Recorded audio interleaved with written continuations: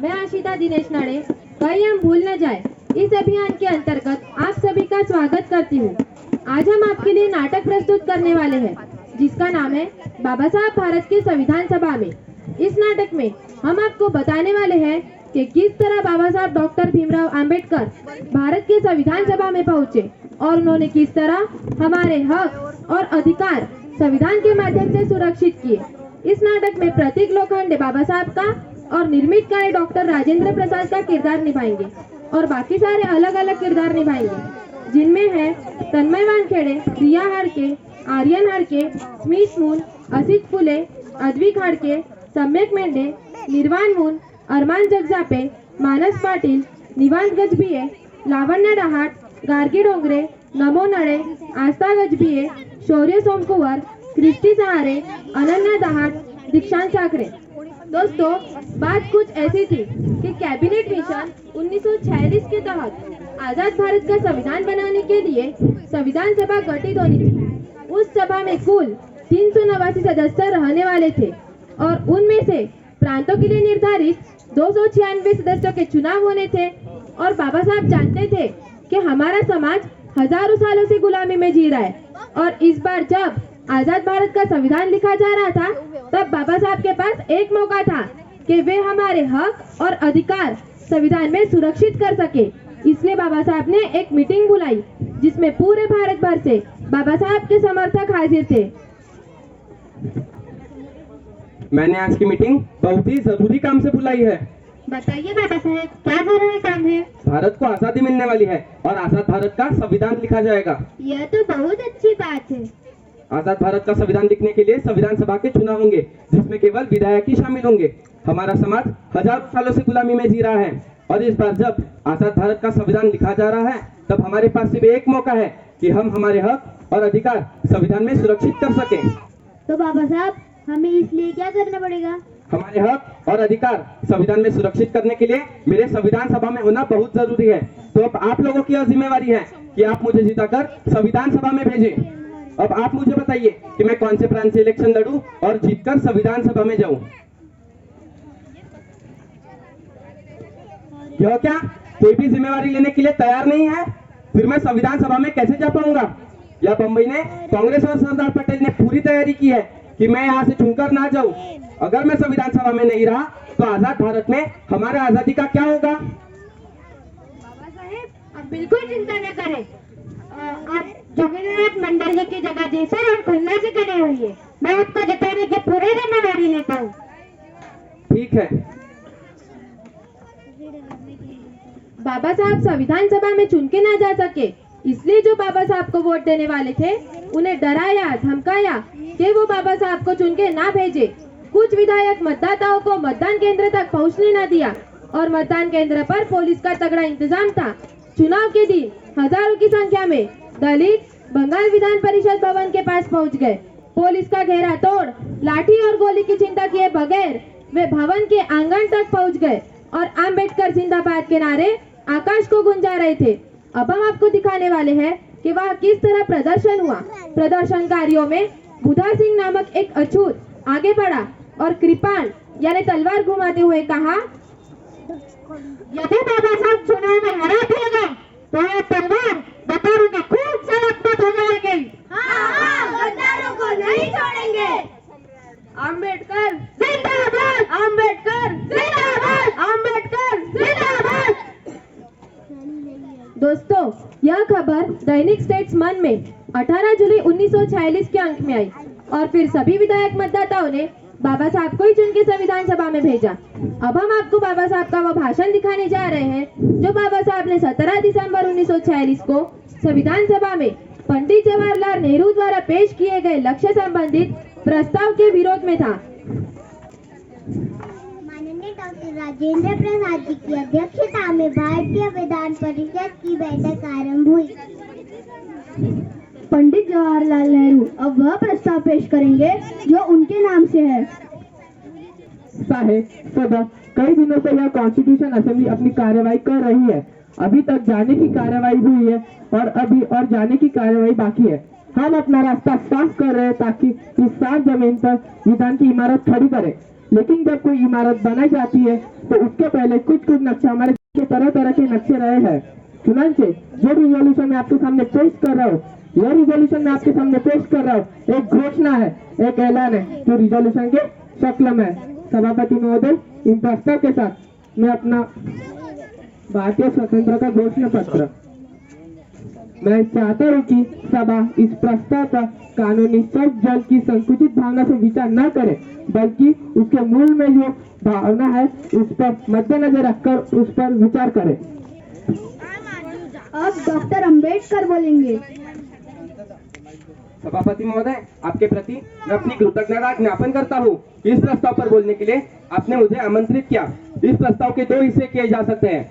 एक हिस्सा ऐसा है जिस पर कोई विवाद नहीं है और दूसरा विवादास्पद है।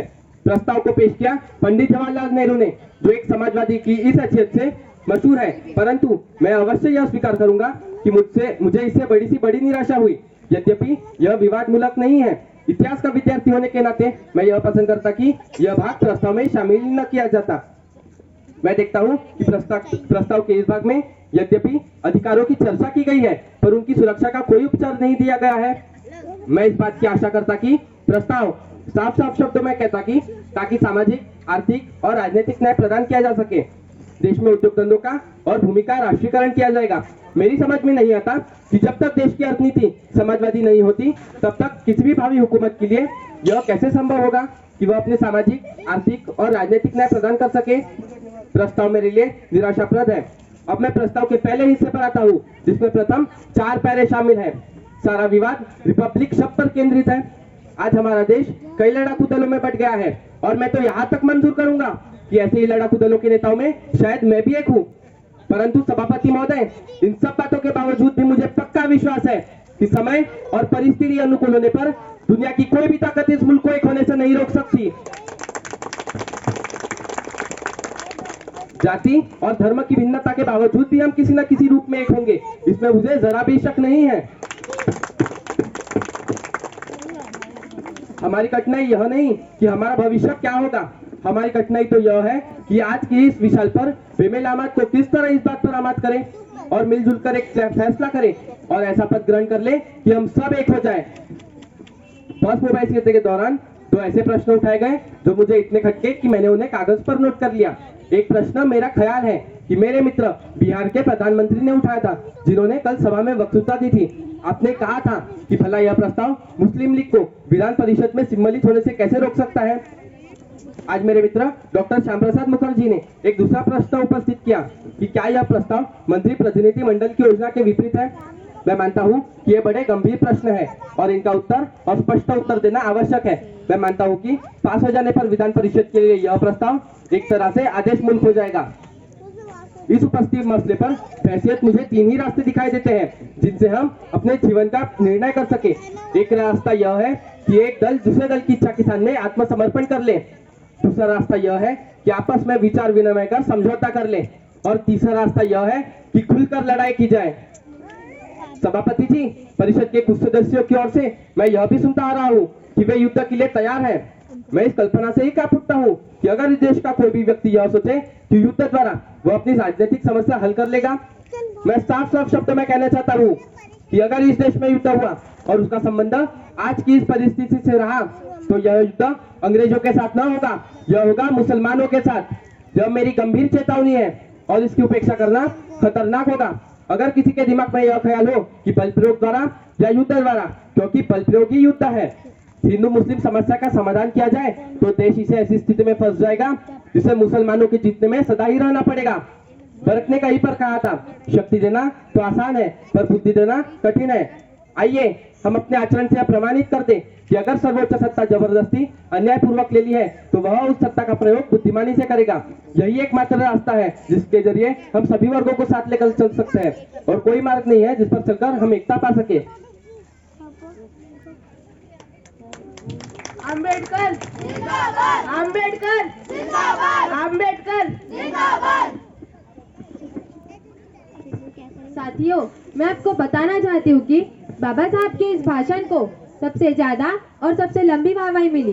श्री गाडगिल, जिन्होंने यह भाषण प्रत्यक्ष रूप से सुना था, वह कहते हैं कि बाबा साहब का यह भाषण इतना राजनीति धनोचित, कड़वाहट से रहित और ईमानदारी से चुनौतीपूर्ण था कि सारी सभा उन्हें तन्मयता से सुन रही थी, जिसके पश्चात बाबा साहब का जबरदस्त जय जयकार किया गया और उन्हें भरपूर बधाइयां दी गई। इस भाषण का प्रभाव यह हुआ कि संविधान सभा ने लक्ष्य संबंधित प्रस्ताव को अगले अधिवेशन तक स्थगित कर दिया। लेकिन साथियों, बात यहाँ खत्म नहीं हुई। कांग्रेस को यह बात बिल्कुल बर्दाश्त नहीं हुई कि बाबा साहब संविधान सभा में रहे। उनकी यह नीति कुछ इस तरह से झलकती है।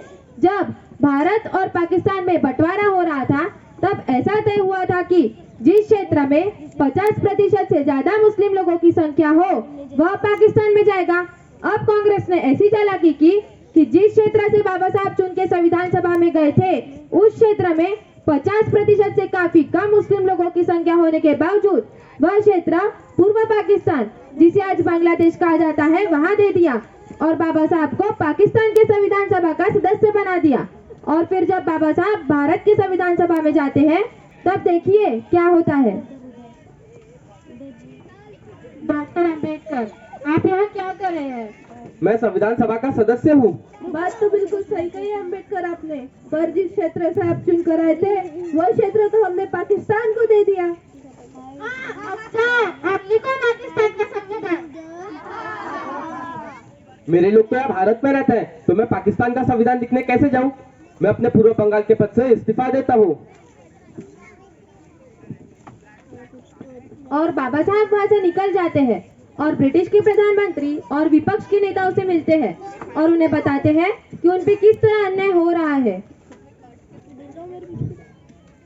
आपके ब्रिटिश सरकार को मैं सिद्ध कर चुका हूँ कि इस देश के अस्पृश्यों का मैं प्रतिनिधि हूँ और मेरा समाज हजारों सालों से गुलामी में जी रहा है। और इस बार जब आजाद भारत का संविधान लिखा जा रहा है, तब हमारे पास सिर्फ एक मौका है कि हम हमारे हक और अधिकार संविधान में सुरक्षित कर सके।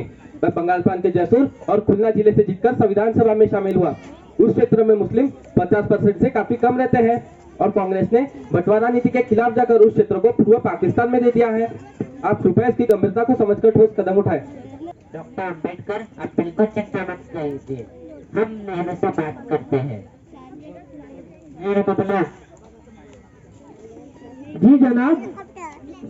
हम ये क्या सुन रहे हैं? अपने बंटवारे नीति का उल्लंघन करके जहाँ 50% से काफी कम मुस्लिम थे, जहाँ से डॉक्टर अंबेडकर चुनते गए थे, उस जगह को तुमने पूर्व पाकिस्तान को दे दिया। जी जनाब, ऐसा नहीं है। ऐसा नहीं है तो कैसा है नेहरू जी?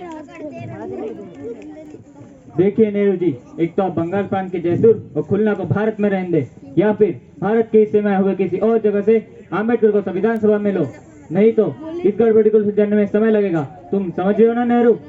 जी, जब हम डॉक्टर अंबेडकर को बम्बई से जीताकर संविधान सभा में लाएंगे। ठीक है, अगर ऐसा नहीं हुआ तो तकलीफ हो सकती है, ध्यान रखिएगा। और फिर बाबा साहब बम्बई से जीत के संविधान सभा आए। अब हम आपको बताएंगे कि किस तरह बाबा साहब को संविधान सभा में कॉन्स्टिट्यूशन ड्राफ्टिंग कमेटी का चेयरमैन बनाया गया।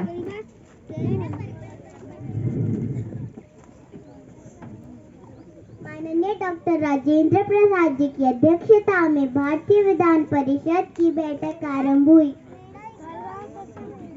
श्रीमान जी, मैं प्रस्ताव पेश करता हूँ कि भारत के विधान के मसौदे की जांच करने तथा उसमें आवश्यक संशोधनों का सुझाव रखने के लिए सर्वश्री अल्लादी कृष्ण स्वामी अय्यर, माननीय एन गोपाल स्वामी अयंगर, माननीय doctor B.R. Ambedkar, Shri K.M. Munshi, Syed Mohammad Saadulla, sir B.M. Mittal और श्री D.P. खेतान की एक समिति नियुक्त की जाए। मैं आशा करता हूँ कि सभा इन नामों को स्वीकार करेगी।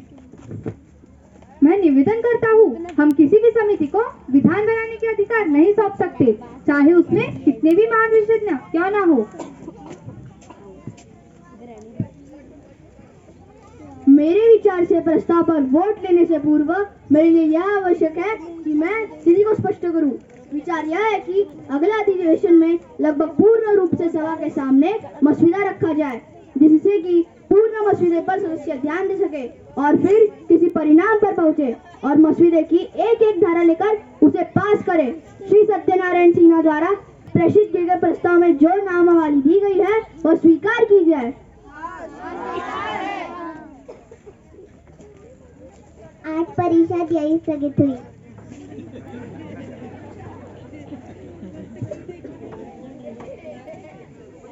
देखा साथियों, जब संविधान लिखने की बारी आई तब बाबा साहब से बड़ा विद्वान पूरे विश्व में नहीं मिला। और इस तरह से जिस बाबा साहब को संविधान सभा से दूर कर दिया गया था, अब उन्हीं बाबा साहब को 30 अगस्त 1947 को संविधान सभा में कॉन्स्टिट्यूशन ड्राफ्टिंग कमेटी का चेयरमैन बनाया गया। डॉक्टर आम्बेडकर की अध्यक्षता में मसौदा समिति ने संविधान का प्रथम मसौदा तैयार करके 4 नवंबर 1947 को संविधान सभा में प्रस्तुत किया। संविधान के मसौदे पर विचार विमर्श करते हुए संविधान सभा ने 7635 संशोधन प्रस्तुत किए, आगे बढ़ाए और निपटारा करके उनमें से 2473 स्वीकार कर लिए गए। हम आपको इस नाटक के माध्यम से भारतीय संविधान में शिक्षा के अधिकार, समान नागरिक संहिता एवं प्रस्तावना पर हुई बहस के बारे में बताएंगे। पहले हम आपको बताएंगे कि किस तरह संविधान सभा में बाबा साहब ने समान नागरिक संहिता पर अपना पक्ष रखा।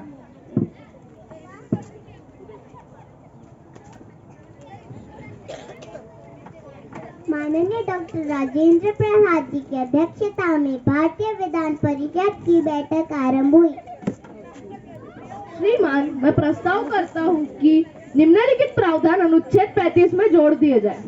पर किसी वर्ग, संप्रदाय या जाति का यदि कोई निजी कानून हो तो उसे वह छोड़ने के लिए बाध्य नहीं किया जाएगा। निजी कानूनों पर चलने वाले लोगों के लिए इन पर चलना उनके जीवन का भाग है, वह उनके जाति का भाग है और उनके संस्कृति का भाग है। हम जो असंप्रदायिक राज्य बनाना चाहते हैं उसे लोगों के धर्म या जीवन की प्रणाली में हस्तक्षेप करने का कोई काम नहीं करना चाहिए। प्रत्येक वर्ग के लोग अपने निजी कानून का पालन करने के लिए स्वतंत्र होंगे तो उनका वास्तव में एक दूसरे से संघर्ष नहीं होगा। श्रीमान, एक औचित्य प्रश्न है कि इस समय जो कुछ कहा जा रहा है वह अनुच्छेद 35 का सर्वथा निराकरण है और इसे संशोधन नहीं माना जा सकता। माननीय सदस्य केवल विरोध में बोल सकते हैं। अनुच्छेद 35 इस प्रकार है, राज्य भारत के साध्यंत राज्य क्षेत्र में नागरिकों के लिए एकविध व्यवहार संहिता के निर्माण का प्रयत्न करेगा। इसमें निजी कानून भी सम्मिलित होगा। श्रीमान, मैं प्रस्ताव करता हूँ कि अनुच्छेद 35 पर निम्नलिखित शर्त लगा दी जाए। इस पर किसी अनुच्छेद की किसी बात का नागरिक के निजी कानून पर कोई प्रभाव नहीं पड़ेगा।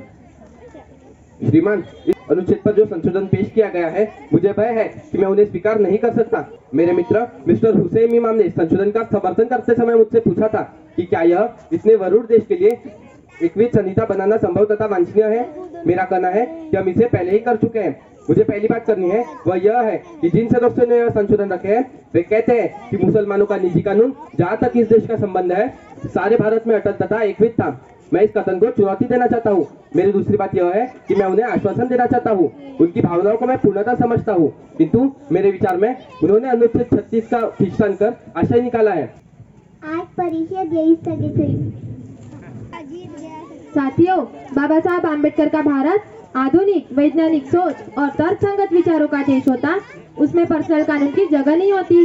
संविधान सभा में बहस के दौरान बाबा साहब ने एक समान नागरिक संहिता को अपनाने की सिफारिश करके भारतीय समाज में सुधार करने की अपनी इच्छा प्रकट की। 1951 में संसद में अपने हिंदू कोड बिल के मसौदे को रोके जाने के बाद बाबा साहब ने मंत्रिमंडल से इस्तीफा दे दिया। उसके बाद 1956 में हिंदू धर्म के पंडों के शास्त्र सम्मत विधियों की ऐसी तैसी करते हुए तलाक के बाद का भत्ता, पिताजी के संपत्ति में बेटे बेटियों को बराबर हिस्सा और बच्चा गोद लेने की सुविधा, हर चीज के लिए हिंदू कोड बिल लेकर आए। अब हम आपको बताएंगे कि किस तरह संविधान सभा में शिक्षा के अधिकार को लेकर बहस हुई। माननीय डॉक्टर राजेंद्र प्रसाद जी की अध्यक्षता में भारतीय विधान परिषद की बैठक आरंभ हुई। अब मैं अनुच्छेद 36 पढ़ रहा हूँ। प्रत्येक नागरिक को निशुल्क प्राथमिक शिक्षा पाने का अधिकार होगा और राज्य इस विधान के आरंभ से 10 वर्ष की अवधि से सब बालकों और बालिकाओं को 14 वर्ष की पूर्ति तक निशुल्क तथा अनिवार्य शिक्षा देने का प्रयत्न करेगा। उपाध्यक्ष महोदय, मैं सविनय प्रस्ताव रखता हूँ कि अनुच्छेद 36 में प्रत्येक नागरिक को निःशुल्क तथा प्राथमिक शिक्षा और यह शब्द निकाल दिए जाए। दुर्भाग्य से अनुच्छेद 36 में राज्य की नीति के साथ एक मूल अधिकार भी जोड़ दिया गया है। इसीलिए निवेदन है कि जो शब्द बताया वो निकाल दिए जाने चाहिए। श्रीमान, मैं सविनय प्रस्ताव करता हूँ कि अनुच्छेद 36 में शिक्षा शब्द के स्थान पर प्राथमिक शिक्षा यह शब्द रख दिया जाए। राज्य निःशुल्क माध्यमिक शिक्षा लेने का दायित्व नहीं ले सकता। मेरे विचार से इसे प्राथमिक शिक्षा तक ही सीमित रखना अधिक अच्छा होगा। श्रीमान, मैं मेरे मित्र श्री मैत्र का संशोधन स्वीकार करता हूँ, किंतु मैं मेरे मित्र मिस्टर नजीरुद्दीन अहमद के संशोधन को स्वीकार करने के लिए तैयार नहीं हूँ। यदि अनुच्छेद 18 पर ध्यान दिया होता तो वे देखते कि उस अनुच्छेद में एक प्रावधान है कि बालकों को 14 वर्ष की आयु से पूर्व सेवायोजित नहीं किया जाना चाहिए। स्पष्ट है कि यदि किसी बालक को 14 वर्ष की आयु से पूर्व सेवायोजित नहीं किया जाना है तो उसे किसी शिक्षा संस्था में कार्यलगन रखना होगा। यही अनुच्छेद 36 का उद्देश्य है, इसलिए मैं उनके संशोधन का विरोध करता हूँ। आज परिषद यही स्थगित हुई। देखा साथियों, बाबा साहब ने संविधान के मसौदे में 14 साल तक के हर बालक को शिक्षा निःशुल्क देने का अधिकार दिया था, लेकिन अन्य सदस्यों के विरोध के कारण उसे अधिकार के रूप में नहीं दे सके और 52 साल बाद भारत को उसी अधिकार की जरूरत पड़ी। इसलिए साल 2002 में संविधान में दुरुस्ती कर आर्टिकल 21A डाला गया, जिससे 6 से 14 साल तक के बालकों को शिक्षा निःशुल्क एवं अनिवार्य के अधिकार दिए जा रहे हैं।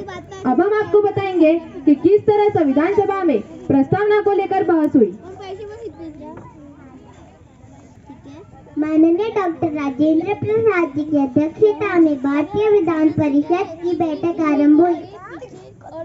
मैं समझता हूँ कि हमें प्रस्तावना आज ही पारित कर देनी चाहिए। मैं मौलाना हसरत मोहानी से निवेदन करूंगा कि वह सर्वप्रथम अपना संशोधन पेश करें।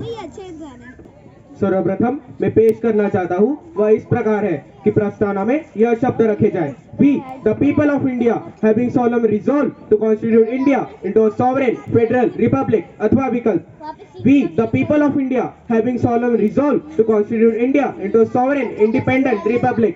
मेरे मित्र डॉक्टर अंबेडकर ने, मैं समझता हूँ कि बड़ी चतुराई से फेडरल शब्दों को बिल्कुल छोड़ दिया तथा स्वाधीन शब्दों को भी छोड़ दिया और लोकतंत्रात्मक राज्य कहा है। अब उस दिन जब मैंने भाषण दिया था, मैंने इस बात का विरोध किया था। यदि ये संशोधन पारित हो जाता है तो इसका प्रभाव यह होगा कि समस्त संविधान को फिर से बनवाना पड़ेगा। इसके लिए कौन उत्तरदायी होगा? इस समय यह संशोधन पारित होना नियम विरुद्ध है, इसे पेश नहीं होना चाहिए। आरंभ में ही आपको रोकने का मैंने भरसक प्रयत्न किया था, पर मेरी बात नियम विरुद्ध ठहराई गई। यदि आपका सारा संविधान फिर से बनाना पड़े तो कोई बात नहीं, मैं इस बात पर आग्रह करूंगा। प्रस्तावना को अंत में रखने का उद्देश्य यह है कि जिस रूप में विधेयक स्वीकार किया जाता है, प्रस्तावना उसके अनुरूप हो। डॉक्टर अंबेडकर ने स्वयं एक बार ऐसा कहा था कि इस समय मेरे संशोधन पर वे आपत्ति नहीं करेंगे। डॉक्टर अंबेडकर जो चाहते हैं वो सो पार कर रहे हैं। उन्होंने व्यवस्था उलट दी है और यही बात जिसका मैं घोर विरोध करता हूँ। मैं आगे बढ़कर यह चाहता हूँ कि पंडित जवाहरलाल नेहरू ने जो कुछ किया वह पूर्णतः गलत नीति है। क्या कोई अन्य व्यक्ति संशोधन के बारे में कुछ कहना चाहता है? अब आप सब इस संशोधन पे आपका मत दे। संशोधन अस्वीकार किया गया। क्या मैं पुनः उचित प्रश्न उठा सकता हूँ और यह निवेदन कर सकता हूँ? यह संशोधन व्यवस्था के विरुद्ध है, क्योंकि यह उस संविधान का विरोध करता है जिसे हम पार कर चुके हैं। यह औचित्य प्रश्न उठा दिया गया है कि वह सारा का सारा संविधान जिसे इस सभा ने निर्माण तथा स्वीकार किया है, इस संशोधन से असंगत है अथवा इस संशोधन को व्यवस्था के विरुद्ध ठहराया जाए। श्रीमान, मैं प्रस्ताव पेश करता हूँ कि प्रस्तावित संशोधनों से प्रस्तावित प्रस्तावना को में ईश्वर के नाम पे हम भारत के लोग यह पंक्ति रखी जाए। श्रीमान, मैं आस्तिक हूँ, परंतु इस प्रकार का प्रस्ताव नियमों के विरुद्ध है। संविधान में प्रत्येक नागरिक को ईश्वर में विश्वास करने या न करने का अधिकार है। इस दृष्टिकोण से यह संशोधन नियम विरुद्ध ठहराया जाना चाहिए। क्या मैं श्री कामत के संशोधन पर यह संशोधन पेश कर सकता हूँ कि ईश्वर का नाम लेकर के स्थान में देवी का नाम लेकर रखना श्री कामत स्वीकार करें? श्रीमान, मेरे मित्र और श्री कामत ने जो संशोधन पेश किया है उसका मैं विरोध करता हूँ। इस संशोधन से उन्होंने कई व्यक्तियों की भावनाओं को कुचल डाला। मैं देवी में विश्वास करता हूँ, यदि हम ईश्वर का नाम प्रस्तावना में लाते ही हैं, तो हमें देवी का नाम भी लाना चाहिए। श्रीमान, मैं कुछ बातें कहना चाहता हूँ। और भी बहुत से व्यक्ति बोलना चाहते हैं, पर सुझाव में दिया गया है कि अब इस विषय पर वाद विवाद समाप्त किया जाए। अब मुझे श्री कामत द्वारा पेश किए गए संशोधन पे मत लेना पड़ेगा। मेरे लिए और कोई विकल्प नहीं है। उनसे वापस कर लेने के लिए कहा जाए। मैं इसे वापस नहीं ले रहा हूँ। ठीक है, मैं अब मत लेता हूँ। संशोधन अस्वीकार किया गया। श्रीमान, हमारे इतिहास में आज का दिन कलंक का दिन है। ईश्वर हमारी रक्षा करे। श्रीमान, मैं प्रस्ताव पेश करता हूँ कि प्रस्तावना के स्थान में ईश्वर, महात्मा गांधी दोनों का नाम लाया जाए। अपने संविधान के आरंभ में ईश्वर के पवित्र नाम राष्ट्रपिता के पूर्व स्थापन करने के संबंध में अपने कुछ मित्रों की प्रवृत्ति देखकर मुझे बहुत दुख हुआ है। मैं आशा करता हूँ कि आप इस विषय पर फिर विचार करेंगे।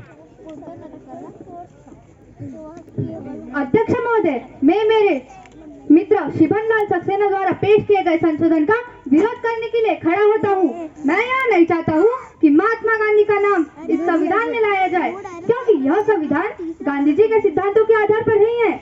मैं यह नहीं चाहता हूँ कि महात्मा गांधी का नाम इस संविधान के साथ घसीटा जाए।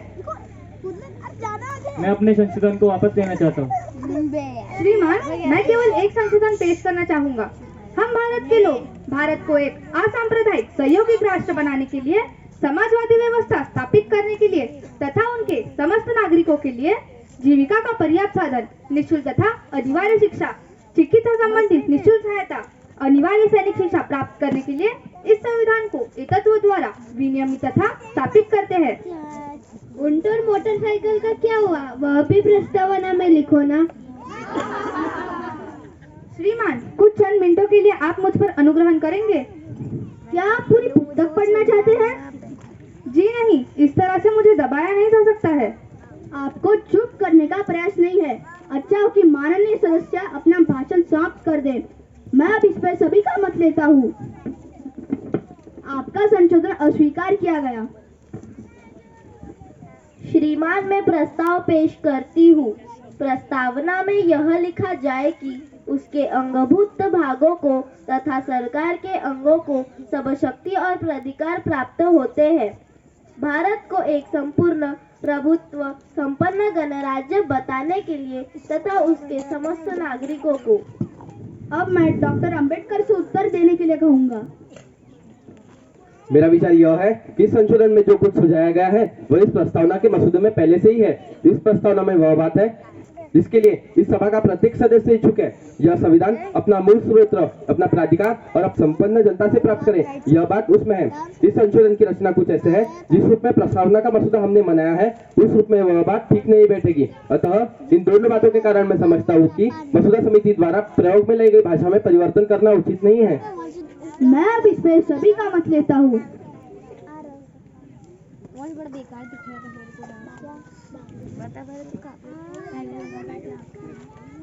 संशोधन अस्वीकार किया गया। अन्य कोई संशोधन नहीं है। यदि कोई नहीं बोलना चाहता तो यह प्रस्तावना संविधान में प्रविष्ट की जाती है।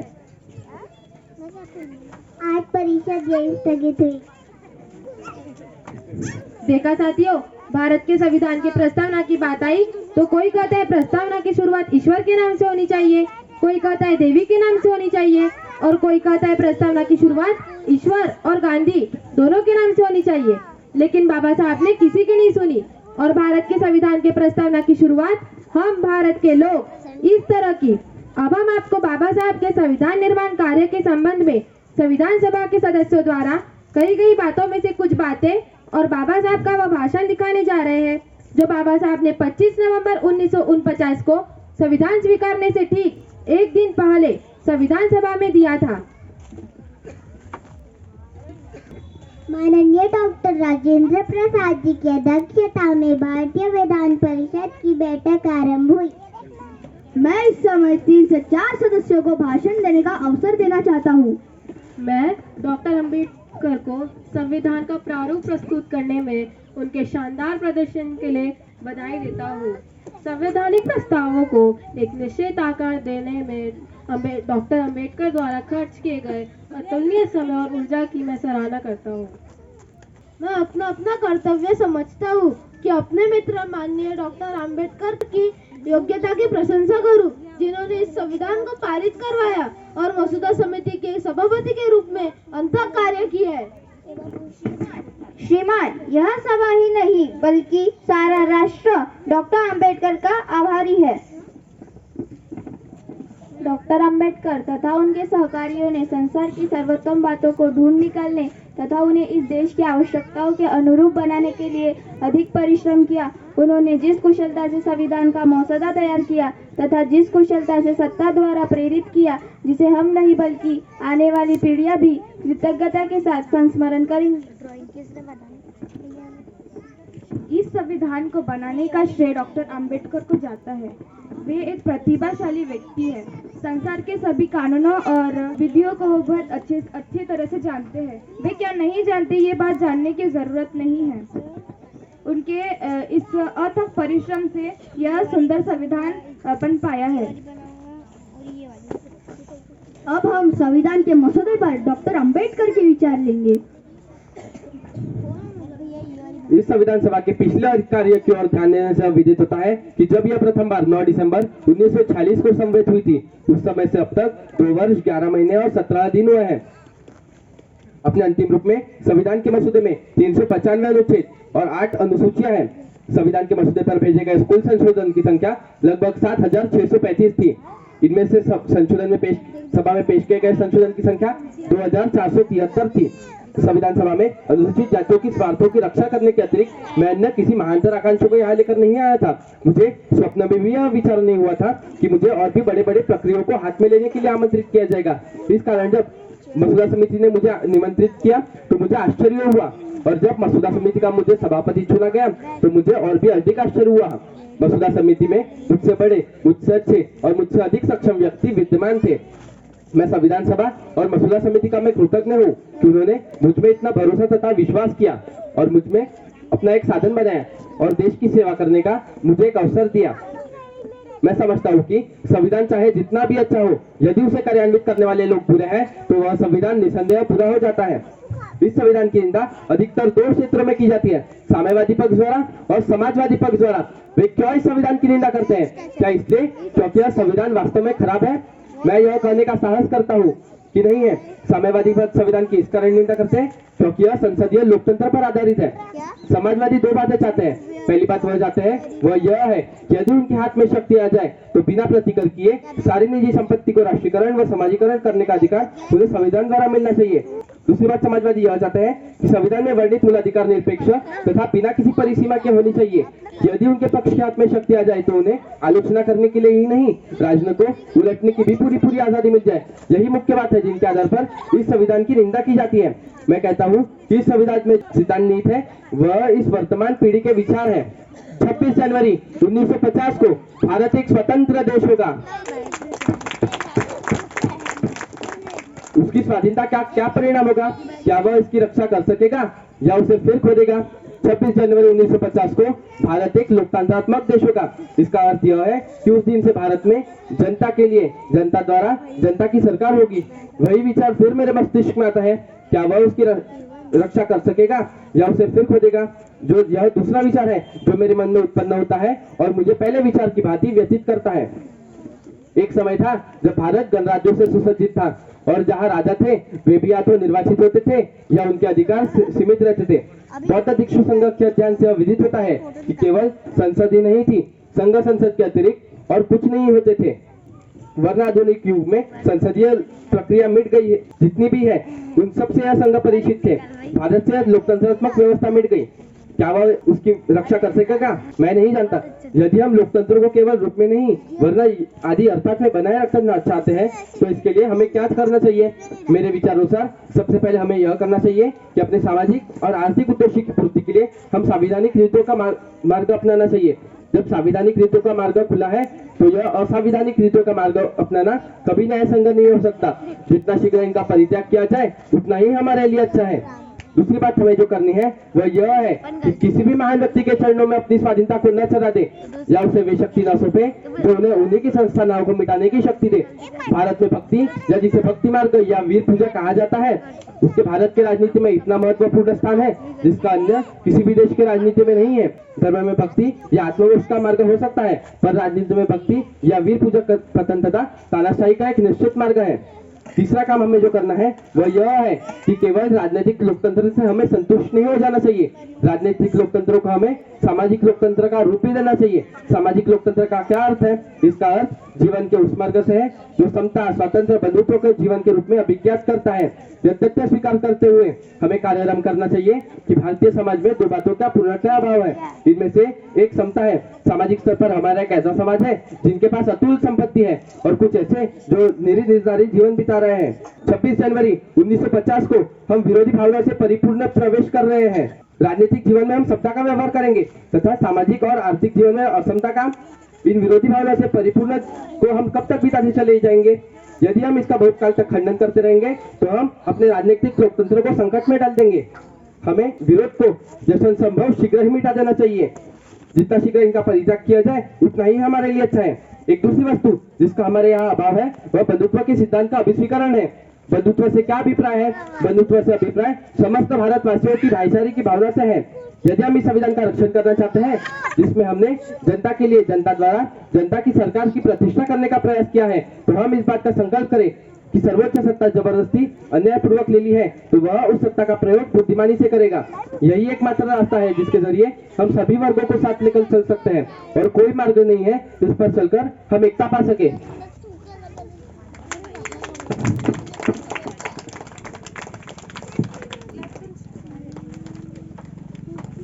बाबा साहब डॉक्टर राजेंद्र प्रसाद को संविधान का अंतिम मसौदा पेश करते हैं।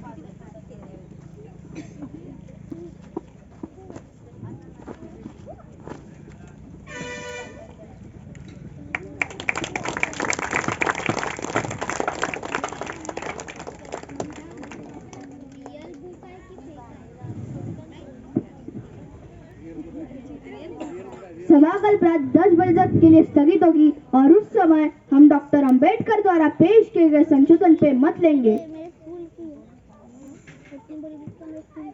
आज परिषद यह स्थगित हुई।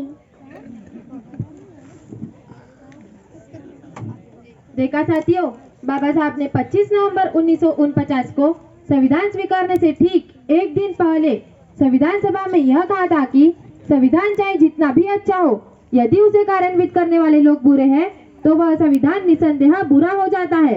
और साथियों, जब बाबा साहब जब भारत के गणराज्य काल की बात करते हैं तब वह हमें बौद्ध भिक्षु संघ का उदाहरण देते हैं और कहते हैं आधुनिक युग की संसदीय प्रक्रिया के जितने भी नियम है उन सब से भिक्षु संघ परिचित थे। यानी कि बाबा साहब भारत के संविधान को बुद्ध से जोड़ रहे हैं। इसके पश्चात बाबा साहब हमें ये भी बता गए हैं कि हमें राजनीतिक समानता तो संविधान के माध्यम से मिल गई, लेकिन यदि सामाजिक और आर्थिक असमानता को हम जल्द खत्म नहीं करते तो हम हमारे राजनीतिक लोकतंत्र को खतरे में डाल देंगे।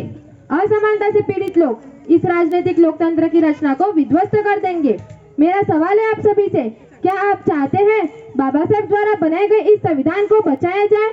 यदि आप चाहते हैं समता, स्वातंत्र और बंधुता पे आधारित इस संविधान को बचाया जाए तो फिर मेरा आपसे दूसरा सवाल यह है कि इसे कैसे बचाया जाए?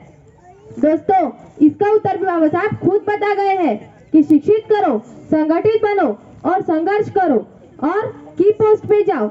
और मैं बाबा साहब का 24 सितंबर 1944 का वह भाषण याद दिलाना चाहती हूँ जिसमें बाबा साहब ने हमें कहा था कि जाओ और अपने घर के दीवारों पर यह लिख दो कि आपको इस देश का शासक बनना है। आज हम इसी उम्मीद के साथ आपके सामने आए हैं कि आप भी बाबा साहब के विचारों पर चलेंगे और समाज के गद्दारों का साथ नहीं देंगे। इसी आशा के साथ हम आपसे विदा लेते हैं। जय भीम। जय भीम।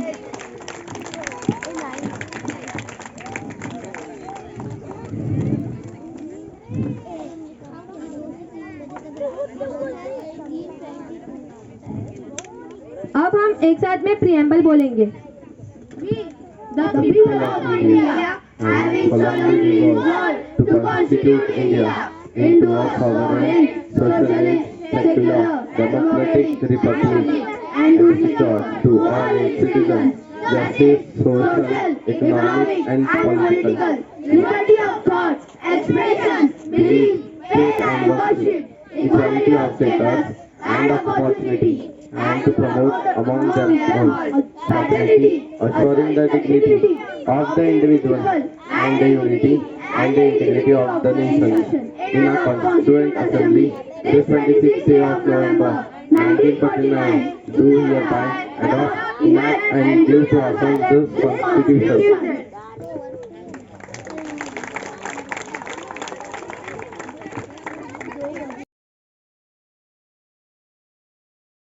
कली बहुजनों की ये खिलने लगी है, मनुवाद की हवेली हिलने लगी है, मनुवाद की हवेली हिलने लगी है, मनुवाद की हवेली हिलने लगी है। चैन से भी पल भर में करते ना आराम, दुश्मनों के खत्म हुए इरादे तमाम, इस काम का किसी को भी मांगता ना दाम। वाजीवा धन्य कांशीराम, वाजीवा धन्य कांशीराम, वाजीवा धन्य